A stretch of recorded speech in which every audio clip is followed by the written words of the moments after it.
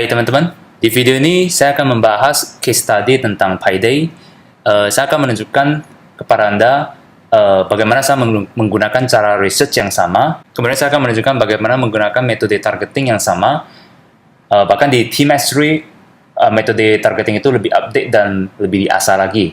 Saya juga mau sharing ntar mindset saya dari bagaimana research, kemudian menemukan campaign ini, kemudian apa yang saya lakukan setelah menemukan kalau ini adalah sebuah winning campaign, dan bagaimana saya set target untuk scaling dan sebagainya. Dengan harapan suatu saat mungkin Anda juga akan menemukan campaign besar Anda sendiri, dan sedikit banyak bisa belajar dari pengalaman yang pernah saya lalui.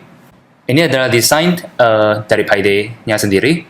Jadi kalau kita lihat, Payday itu adalah diinspirasi dari konstanta pi atau V, dan kita tahu angka V itu adalah 3,14 biasanya yang kita gunakan dalam perhitungan matematika.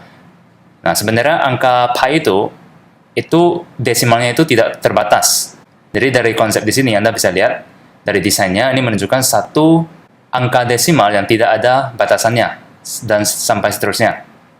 Saya menemukan kalau di luar itu ada celebration Payday dari Holidays Insight, seperti yang saya tunjukkan di video cara mencari ide desain.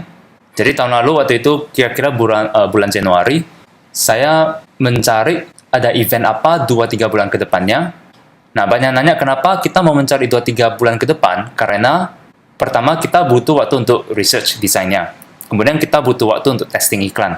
Jadi kadang testing iklan itu butuh waktu 3-7 hari untuk menemukan winning demographics. Dan ingat, ketika kita menemukan winning campaign, kita juga perlu punya waktu untuk men-scalingnya. Hal lainnya adalah Teespring membutuhkan waktu 7-14 hari untuk mengirim baju ke konsumen. Itulah kenapa saran saya kita mencoba mencari trending yang 2-3 bulan ke depan. Jadi waktu itu di bulan Januari ya, saya mencoba lihat di bulan Maret ada perayaan apa. Nah, di saat itu saya menemukan ada National Payday, yang saya sendiri nggak kepikir kalau di luar itu, di US itu, mereka ternyata celebrate Payday seperti ini. Dan saya cross-check di Google Trends.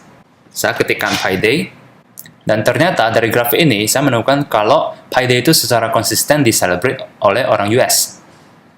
Nah, lalu saya teliti lebih lanjut, ternyata tahun lalu itu adalah Payday of the Century. Karena bulan 3 tanggal 14 tahun 2015.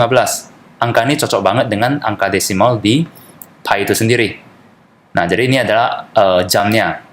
Jadi inilah asal mula ide Payday of the Century itu. Jadi kalau Anda lihat, saya mencari ide desain dengan metode yang sama, yaitu di Holiday Insight, sama dengan yang saya ajarkan ke Anda. Kemudian saya juga mengkonfirmasi atau memverifikasi tren itu dengan Google Trends. Waktu itu saya juga menganalisa kompetitor. Tujuan saya adalah sama melihat apakah ada seller yang menjual desain serupa enggak. Waktu itu saya ke discover.com. Ini adalah sebuah website yang men-scrap desain-desainnya ada di Teespring. Cuma sekarang ini tidak begitu update lagi. Nah, tapi waktu itu Discover masih berfungsi. Jadi saya ketikkan Payday waktu itu.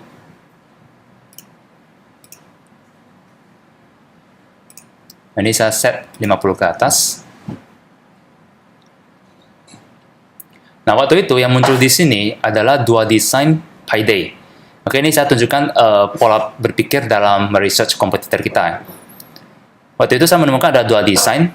Oke, nggak sebanyak ini, hanya dua. Dan desain pertama itu kejual 80-an, desain kedua kejual 100-an. Jadi melihat data ini, saya tahu kalau desain Payday itu ada pembelinya. Nah, inilah cara saya memverifikasi pasar. Kemudian cara saya meresearch audience adalah menuju ke audience insight. Saya mau tahu apakah saya bisa menemukan interest untuk testing awal enggak. Oke, paling mudahnya ya kita ketikkan Payday. Oke. Waktu itu ada interest pi ya, cuma di sini saya nggak menemukan lagi. Kira-kira audience yang ada waktu itu 200-300 ribuan orang. Jadi itu udah cukup untuk di testing. Nah, kalau misalnya jumlah audiensnya 60-70K itu juga worth untuk kita coba testing ya, karena ini menurut saya targeted banget, karena Ini ada interest payday dan payday challenge. Jadi audiens sebesar ini cukup untuk kita lakukan testing awal. Jadi sampai tahap ini, kita sudah pelajari bagaimana cara saya mendapat ide desain payday, kemudian cara saya memverifikasi apakah ada marketnya, kemudian memverifikasi dengan menganalisa kompetitor kita. Setelah itu, saya membuat post. Oke, jadi inilah bentuk post saya. Saya menggunakan baju hitam sebagai main t-shirtnya, kemudian menaruh variasi lain berupa women's tee dan hoodie di bawah ini. The payday of the century is coming soon, March 14. Limited edition t-shirt and hoodie. For more details, click here. Oke, basicnya. Kemudian saya juga tulis please share and tag your friends untuk memancing mereka untuk tag teman-teman mereka yang mungkin tertarik dengan desain ini. Kalimat seperti ini bisa membantu men-trigger viralitas dari post kita. Kemudian untuk targeting, saya coba ke audience insight dan mencoba cek demographicsnya. Jadi women 55%, men 45%, jadi hampir sama. Jadi saya target kedua-duanya. Nah, kecuali kalau misalnya women-nya 90%, men-nya 10%. Nah, untuk tahap testing, mungkin saya akan fokus ke female dulu. Oke, tapi ini hampir seimbang. Kemudian saya coba cek page like. Oke, tidak ada yang related ya, tidak banyak. Jadi gak apa-apa, karena sebenarnya kita bisa kembangkan sendiri. Misal kita mikir, kira-kira siapa sih yang akan suka dengan event payday seperti ini? Jadi kita bisa cek di Google, misal kita cek payday celebration. Maka akan muncul banyak artikel yang bisa kita baca. Nah, jadi saya waktu itu baca semua artikel yang ada di page pertama ini. Nah, setelah baca, Anda akan punya gambaran kira-kira orang seperti apa, dari niche apa yang akan tertarik untuk celebrate payday ini. Nah, dari sana saya mendapat kesimpulan kalau keywords inilah yang akan dijadikan keywords utama untuk targeting. Jadi, mathematics, science, teacher, dan physics. Karena kita tahu kalau teacher itu biasanya guru-guru di sekolah akan membantu menyelenggarakan acara-acara perayaan matematika seperti ini. Jadi saya ambil keywords di sini dan kemudian menjalankan metode targeting seperti yang saya ajarkan. Saya berikan contoh. Nah, kalau kita ke audience insight, kita bisa masukkan mathematics misalnya, mathematics education. Nah, jadi kalau misalnya ada yang nanya, dari mana sih tahu ada mathematics education? Itu caranya gini aja. Kita masukkan mathematics. Nah, kemudian misalnya gini. Mathematics. Nah, kemudian masukkannya A atau B, oke, atau C, D, dan seterusnya. Itu biasa akan muncul keywords-nya. Mathematics education. Nah, jadi interest ini bisa kita gunakan, dan ini memang salah satu interest awal yang saya gunakan untuk testing. Kemudian, ya, saya tidak akan menjelaskan targeting caranya gimana. Itu sama aja dengan video targeting, Anda bisa nonton di sana. Jadi ini cuma sekilas. Kemudian, dengan menggunakan metode ini, yaitu menggunakan keywords association, magazines, website, dan sebagainya, public figures, kita bisa mencari interest-interest yang bisa kita target untuk payday ini.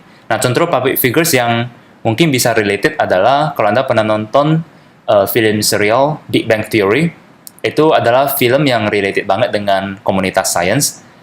Nah, contoh public figures seperti itu ya. Kemudian lakukan hal yang sama dengan physics, teacher, dan science. Oke, keempat keywords utama ini. Lalu saya juga target field of study. Jadi kalau di bagian targeting, di detail targeting ini, kita bisa target, kalau kita klik browse, demographics, education. Nah, di field of study ini, kita bisa masukkan mathematics. Mathematics,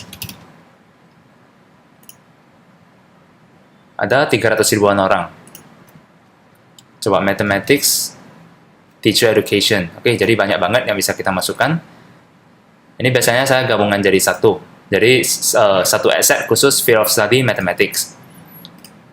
Oke, kita masukkan aja semuanya. Kemudian satu asset khusus untuk field of study yang science. Satu asset lagi khusus untuk field of study teacher dan sebagainya. Oke, jadi banyak banget ide targeting yang bisa kita jalankan untuk payday. Kemudian saya jalankan testing. Nah, testing di hari pertama, inilah hasil testingnya. Cost per engagement-nya adalah sebesar 0,31 dolar. Di mana waktu itu patokan saya adalah CPE yang murah itu adalah di bawah 10 sen. Tapi untuk payday ini CPE-nya 30 sen. Nah, di sini saya menunjukkan kalau walaupun kadang cost-nya itu mahal, tapi belum tentu itu adalah iklan yang buruk. Patokan terakhirnya selalu adalah apakah ada sales atau enggak dari iklan itu. Jadi, jangan langsung mengambil kesimpulan kalau iklan mahal itu udah pasti is a losing campaign, belum tentu. Di hari pertama, saya spend 12 dolar, dan yang terjadi itu adalah 6 sales. Jadi kalau satu baju, saya asumsi waktu itu saya dapat 14 dolar, dikali 6, 84 dolar. Inilah profit bersih di hari pertama, dengan ROI adalah sebesar 600%. Nah, dengan ROI seperti ini, tentu saja campaign ini mendapat perhatian utama saya. Oke, jadi ingat, waktu itu saya tidak tahu kalau payday itu ternyata heboh banget, apalagi payday of the century. Nah, kalau misalnya Anda menemukan campaign dengan ROI sebesar ini, oke, Anda harus sadar dan persiapkan diri kalau ini bisa saja sebuah winning campaign yang sangat trending banget. Oke, jadi Anda harus persiapkan diri untuk scaling dengan metode scaling yang saya ajarkan di video scaling. Dan nanti di video ini, di video satu lagi yaitu di PPE scaling. Di sana saya akan menunjukkan cara scaling dengan metode PPE, yaitu cara yang saya aplikasikan ke payday. Walaupun metode PPE scaling itu tidak bisa digunakan di semua kasus ya. Menurut saya itu bisa digunakan kalau suatu hari Anda menemukan campaign yang trending, Anda bisa gunakan PPE scaling sebagai salah satu metode scaling Anda. Oke, ini adalah metode scaling yang saya ajarkan di PyScale. Nanti saya bahas di satu video khusus, yaitu video PPE scaling. Jadi di video ini saya mau lebih menjelaskan ke konsep dan mindset berpikirnya dulu. Lalu waktu itu saya menganalisa report saya buatkan sebuah table. Nah, table inilah yang pada akhirnya nanti akan menjadi basis dari metode PyScale. Nah, ini adalah kertas hasil pencatatan hasil analisa report saya. Waktu itu saya belum menggunakan dua monitor ya. Saya hanya menggunakan sebuah laptop, jadi saya menggunakan satu kertas untuk mempercepat prosesnya. Saya tulis semua hasil reportnya, dan hasilnya adalah setebal ini. Nah, dari ini kemudian saya analisa dan meng-create suatu sistem, yaitu sistem PPE scaling. Saya tunjukkan hasil report payday waktu itu. Oke, jadi ini adalah tanggal 12 Januari sampai 13 Januari, satu hari setelah testing. Saya spend sekitar 12 dolar. Penjualan yang tercatat di ads report sebanyak 4. Oke, kita tahu di Facebook ads tidak semua sales itu bisa tercatat. Kalau salesnya itu datang dari post yang di-share, itu tidak akan masuk dalam report Facebook ads ini. Kemudian hari berikutnya, saya pelan-pelan menaikkan budget untuk tiap ad set. Oke, hari berikutnya, kalau tidak salah, saya naikkan menjadi 10 dolar per ad set. Kemudian, hari berikutnya menambahkan kira-kira 20 dolar per ad set. Dan seterusnya, dan seterusnya. Jadi, di sini saya menggunakan metode scaling secara perlahan dulu, karena kita mau membiarkan algoritma Facebook untuk mengenal audiens pembeli kita dulu. Nah, kemudian sampai tanggal 16, total spend adalah sudah sebesar 200 dolar. Coba kita lihat hari berikutnya. Total spend 300 dolar. Oke, nah dari tanggal 17 ke 18 itu saya spend dalam satu hari itu saya spend kira-kira 400 dolar untuk ads. Jadi coba kita lihat hari berikutnya spend berapa. Oke, hari berikutnya kira-kira hampir 500 dolar per day. Nah, inilah cara saya bagaimana saya perlahan-lahan scale menambah budget ke iklan saya ini. Kemudian berlanjut sampai tanggal 27, waktu itu saya sudah spend sekitar 7 ribuan. Oke, saya juga punya asset lain, yaitu di iklan di retargeting. Oke, kira-kira waktu itu sudah spend 9 ribuan, kalau tidak salah, waktu tanggal 27 ini. Nah, ROI pada saat ini sudah turun sampai sekitar 300%. Oke, jadi ketika Anda menjalankan campaign dan Anda scaling, oke, expect ROI-nya akan perlahan-lahan menurun. Tapi walaupun begitu, ROI 300% itu masih tergolong bagus ya. Jumlah penjualan pada saat ini 900-an. Oke, ini tidak menunjukkan sales sebenarnya. Sebenarnya itu udah lebih dari 900 item yang terjual waktu itu. Nah, kita juga akan menemukan kalau semakin Anda scale, itu cost per checkout-nya atau cost per purchase-nya perlahan-lahan akan naik. Oke, tapi di point ini masih bagus, cost per purchase-nya masih menguntungkan. Nah, pada hari ini, profit per hari saya, profit bersih ya setelah dikurangi biaya iklan, itu per hari adalah $2.000 USD waktu itu. Jadi bagi saya waktu itu, $2.000 profit per day itu adalah sudah merupakan pencapaian yang sudah sangat luar biasa bagi saya. Tapi saya mikir saya tidak boleh berhenti sampai di situ saja. Oke, jadi nggak boleh lengah, kita harus keep pushing kalau Anda menemukan winning campaign seperti ini. Jadi waktu itu saya fokus 100% perhatian saya ke satu campaign ini aja. Dan saya mencoba menemukan segala cara untuk bagaimana bisa mempush lagi campaign ini sehingga mendapatkan profit yang lebih banyak lagi per harinya. Jadi kata orang kalau kita mau mencapai satu goal itu harus kita tulis. Nah, inilah catatan saya waktu itu, saya sharing ke Anda. Waktu itu saya membuat satu target. Oke, ini adalah start dan ini adalah target yang saya mau kejar waktu itu. Saya mengharapkan mendapatkan profit bersih 100.000 USD dari campaign Payday ini. Nah, waktu itu kira-kira tanggal 25 Januari ya, ketika saya membuat goal writing ini. Jadi saya mikir saya masih punya waktu 35 hari untuk sampai campaign ini selesai. Karena saya harus memberikan rentang waktu 14 hari bagi Teespring untuk mengirim ke customer. Jadi sisa waktu saya 35 hari. Dan saya mikir kalau tiap hari profit saya itu bisa tetap di $2.000 per hari kali 35 hari, itu saya akan mencapai profit 70.000. Nah, kalau saya sanggup memboost campaign itu sehingga profit per harinya 4.000, saya bisa mendapatkan profit bersih 140.000 USD. Nah, jadi saya ngambil nilai tengahnya ya kira-kira 100.000 profit. Jadi angka 100.000 ini bukan sekedar angan-angan, jadi tapi suatu target yang kita benar-benar kalkulasi. Kemudian saya mikir, kira-kira berapakah modal iklan yang saya butuhkan? Oke, kalau ROI-nya waktu itu 300%, maka biaya iklan yang saya butuhkan untuk mendapatkan sales sebanyak ini adalah sebesar 33.000 USD. Kalau ROI saya drop menjadi 100%, kira-kira biaya modal iklan Facebook yang saya butuhkan adalah 100.000 USD. Nah, kenapa saya menghitung ini? Karena saya perlu tahu untuk mencapai goal saya, berapakah biaya iklan yang harus saya spend tiap hari untuk mencapai goal ini. Karena waktu itu, spend per hari saya cuma 800 USD per hari untuk iklan. Nah, di sini pentingnya Anda menulis goal Anda. Karena setelah menulis ini, saya sadar kalau untuk mencapai profit ini, target saya, spending $800 per hari itu nggak cukup. Saya harus spend sekitar 1.500 USD sampai 4.000 USD. Nah, angka ini didapat dari kira-kira hasil pembagian angka di sini dibagi 35 hari. Oke, angka kasarnya ya.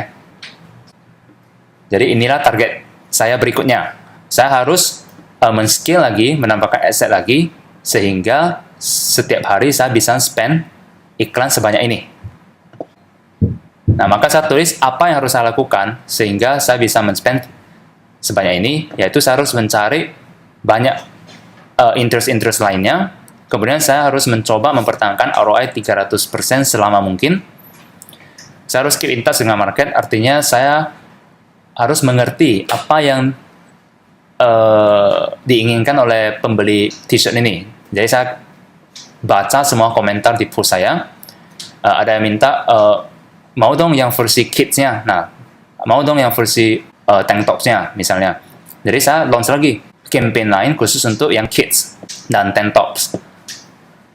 Kemudian saya memutuskan saya harus belajar metode scaling yang ada waktu itu. Jadi saya mencoba mencari ada nggak course-course yang mengajarkan metode scaling. Oke, tapi pada akhirnya saya menggunakan metode scaling saya sendiri, yaitu dengan cara PPE. Dan saya harus cepat sebelum kompetisi lain masuk, saya harus cepat scaling. Jadi sebisa mungkin kita mendominasi pasar itu.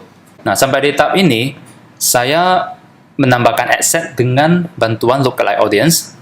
Saya juga mengajarkan metode ini di video scaling. Jadi saya mentarget lookalike audience dari buyers atau purchasers, kemudian di-intersect dengan broad interest. Nah, broad interest yang saya gunakan waktu itu adalah ini, mathematics, physics, teachers, engineering juga, karena saya asumsi orang engineering itu bakalan tertarik dengan ide Payday. Kemudian education, kemudian Big Bang, film serial yang saya katakan tadi, kemudian Khan Academy, dan masih banyak lagi.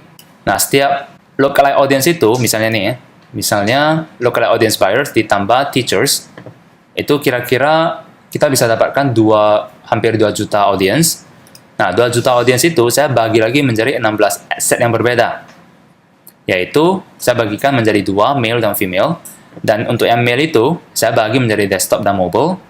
Dan setiap desktop dan mobile itu saya bagi lagi menjadi rentang umur setiap 10 tahun. Jadi total untuk satu broad interest, seperti ini, itu akan mendapatkan 16 adset yang berbeda. Dan saya melakukan ini untuk setiap broad interest yang saya temukan. Oke, jadi waktu itu dalam satu hari saya harus memanage sekitar 400 sampai 500 adset per hari. Itulah kenapa saya katakan di periode itu fokus saya itu hanya ke satu campaign ini aja. Saya tunjukkan adset saya yang saya jalankan waktu itu. Oke, Anda bisa lihat ini total 600 sampai 700 adset.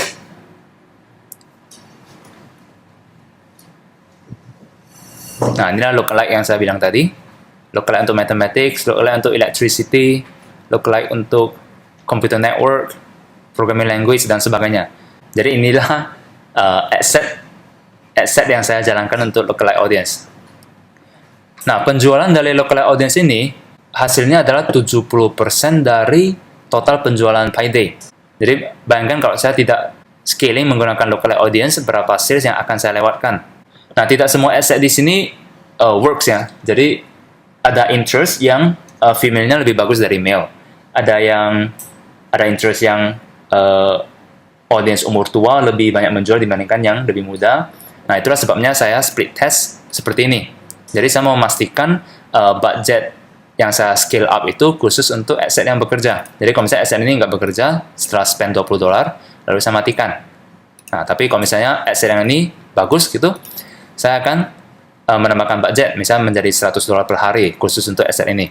Nah, dengan cara inilah saya bisa scale dengan begitu cepat dan saya bisa mengontrol biaya iklan saya dengan cara mematikan adset yang tidak perform. Detailnya nanti bisa Anda pelajari di video PPE scaling. Nah, seperti yang saya katakan, saya juga membuat campaign lain yaitu khusus untuk tank tops dan kids. Jadi itu lumayan menambah penjualan juga. Kemudian ingat kita harus menjalankan retargeting karena tidak semua orang itu membeli di hari pertama. Jadi kita perlu iklan retarget mereka untuk membawa mereka kembali ke website dan melakukan pembelian. Jadi untuk iklan retargeting saya spend sekitar $3,000 dan mendapatkan 500-an sales dari iklan retargeting ini aja. Oke, demikian case study Payday ini. Semoga bermanfaat. Kita tahu campaign besar seperti ini tidak datang setiap saat. Nah, tapi kita juga nggak tahu kapan datangnya. Bisa ada besok, bisa ada minggu depan, bulan depan, tahun depan. Nah, tapi yang perlu Anda pastikan adalah Anda harus memastikan skill Anda ready ketika campaign seperti ini datang. Nah, untuk Anda yang sudah belajar, Anda sudah belajar metode scaling seperti yang saya sharing di video. Ditambah, saya juga akan sharing cara scaling dengan PPE. Jadi, who knows kalau suatu saat Anda menemukan winning campaign dengan ROI yang segede ini atau bahkan lebih gede lagi, Anda punya beberapa metode yang sudah ready yang bisa Anda manfaatkan ketika winning campaign itu datang. Oke, sampai jumpa di video berikutnya.